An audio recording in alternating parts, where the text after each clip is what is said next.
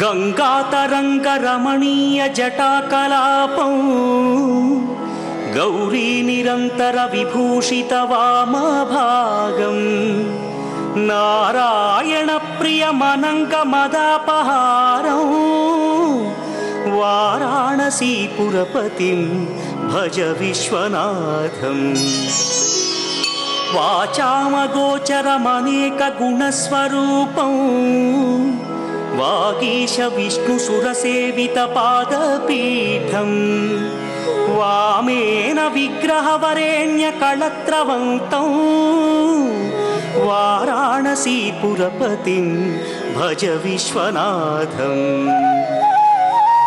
भूताधिपं भुजगभूषणभूषिताङ्गं व्याघ्राजिनाम्बरधरं जटिलं त्रिनेत्रं पाशाङ्कुशाभयवरप्रदशूलपाणिं वाराणसीपुरपतिं भज विश्वनाथं सीतांशुशोभितकिरीटविराजमानं फालेक्षणानलविशोषितपञ्चबाणं नागाधिपारचितभासुरकर्णपूरं वाराणसीपुरपतिं भज विश्वनाथं पञ्चाननं दुरितमत्तमतङ्गजानां नागान्तकं दनुजपुङ्गवपन्नगानां दावानलं मरणशोकजराटवीनां वाराणसीपुरपतिं भज विश्वनाथं तेजोमयं सगुणनिर्गुणमद्वितीयम् आनन्दकन्दमपि राजितमप्रमेयं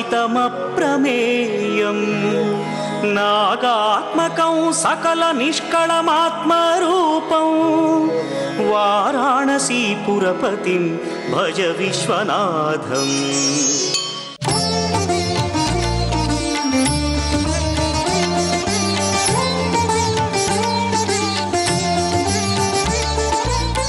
योगपट्टेन पत्तांगम त्रिनेत्रम शांत विग्रहम ध्याये समस्त दोषग्नं बाधात्मजमगल्मषम अस्मत् गुरुभ्यो நமக விகனச மகா குருவே நமக அனுமன் சுவாமிகள் ஆசிகளுடன் இந்த மகத்தான மந்திரங்களில் நட்சத்திரப்படி இருக்கக்கூடிய தோஷம் விலக பிரச்சனைகள் விலக எதிர்பார்த்தபடி நல்ல காரியங்கள் நடக்கிறதுக்கு இப்போ சில மந்திரங்கள் சொல்லிட்டு வரோம்.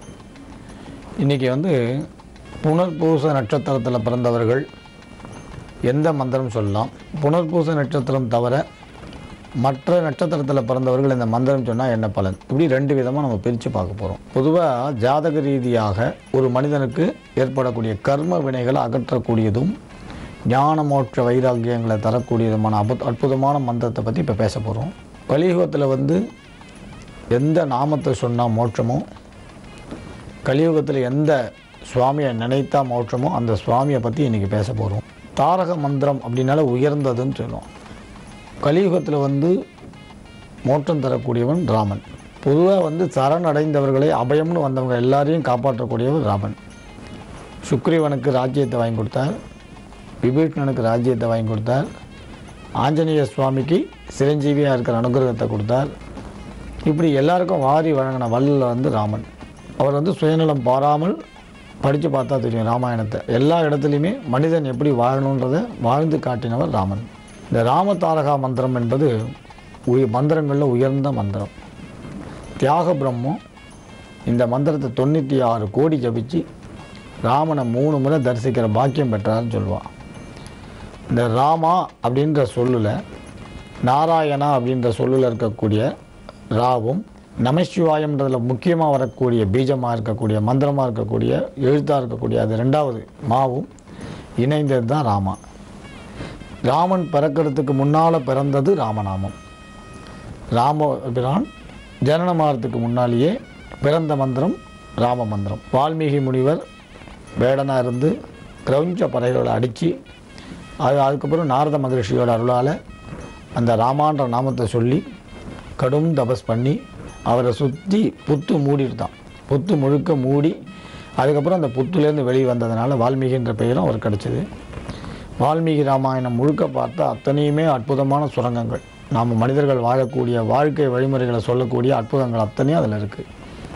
இந்த ராமநாமத்தை புனர்பூச நட்சத்திரத்தில் பிறந்தவா தொடர்ந்து ஜபிச்சுட்டு வந்தால் 108 உருவோ 1008 தொடர்ந்து வாழ்நாள் முழுக்க ஜபித்தால் அவர்களுக்கு வரக்கூடிய கஷ்டம், நஷ்டம், வருத்தம், சங்கடம், புத்திர பேர் இல்லாமை, அனைத்து குறைகளும், உத்தியோகம் இல்லாமல் இருக்கிறது, குழந்தைகளாக இருந்தால் கல்வியில் தடை இருக்கிறது, பெண்களாக இருந்தால் திருமண தடை இருக்கிறது, இது மாதிரி வாழ்க்கையில் வரக்கூடிய பிரிவு, சோகம் அனைத்தையும் கட்டாயம் விளக்கும். மற்றவர்கள் இந்த புனர்பூச நட்சத்திரம் தவிர மற்ற நட்சத்திரத்தில் பிறந்தவா ஜபிச்சிங்கன்னா கட்டாயம் நன்மையும் செல்வமும் நாளும் நல்குமே, திண்மையும் பாபமும் சிதைந்து தேயுமே, ஜென்மமும் மரணமும் இன்றி தீருமே, இம்மையே ராமன் என்று இரு எழுத்தினால்னு கம்பர் சொன்னபடி, கம்பராமாயணத்தில் கம்பன் சொன்னபடி எல்லாமே கிடைக்கும்.